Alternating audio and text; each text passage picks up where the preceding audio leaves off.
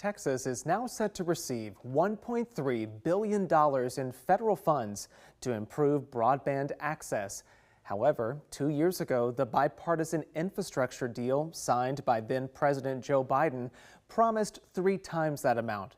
Some of the local leaders who fought for rural Texas counties with limited internet access say they feel let down. Joining us now to talk more about her reporting into this is Colleen de Guzman with the Texas Tribune. Colleen, welcome to our show and thanks for joining us today. Thank you for having me. So let's start with how it came to be that Texas would get fewer federal dollars to help go toward expanding broadband access here. So, people in the broadband space here in Texas don't even know yet why the funds were slashed so significantly. But they do know that getting the original pledge of 3.3 billion was a long time coming. In December last year, that's when President Joe Biden at the time signed the pledge from the Broadband Equity Access and Development Program, which is also known as BEAD. And that was part of the bipartisan infrastructure law Biden signed at the time in 2021. But the initiative was really rocky from the start. Federal maps identifying places in the most need of broadband infrastructure were found to be inaccurate. And there were also regulations that limited rural internet providers from applying from these project funds.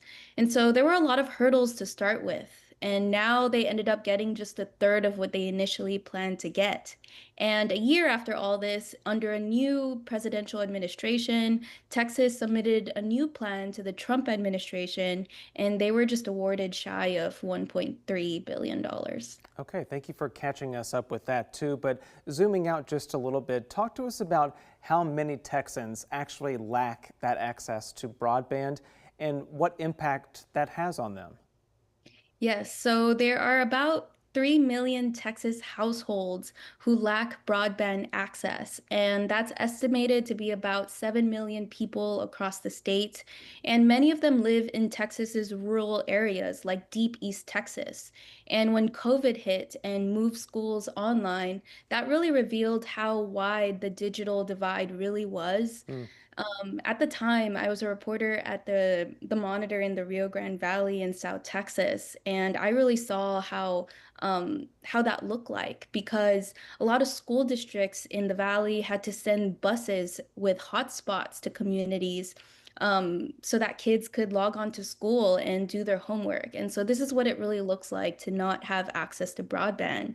And this is because when fewer people live in an area, it's less profitable for companies to set up broadband infrastructure, and the repercussions go deep because the deep digital divide not only causes students to be behind in school, but healthcare is compromised, and warning signals for disasters are at risk of getting slow to people living there. Yeah, of course. I remember how much the district spent, even right here in Central Texas, on some of those abilities to try to extend internet access to some of their students because of the pandemic. So we appreciate you mentioning that too. But what you touched on it a few moments ago as well, but I hope you can reiterate about what people who work on expanding broadband access have said about this latest development about less money coming to the state to focus on this. So they were really disappointed. They were really hoping for that $3.3 billion that was initially pledged under the Biden administration. They even thought that initially the $3.3 billion wasn't enough. I Hmm. mean, Texas is huge, and setting up broadband in rural, remote areas takes a lot of work, it takes a lot of money. And so they were disappointed, really disappointed, when they found out that they weren't even going to receive half of it. But they also said, it's better than nothing, that it's a step, but it's just a smaller step than they initially were hoping to make. And do you know yet in your reporting what it will look like to implement that new federal money that's coming to the state? So, the Texas Comptroller's Office is responsible for overseeing the state's broadband deployment.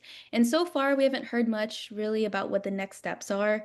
But their goal is to make it possible for all Texans to be connected. There are also concerns about how the money will be spent.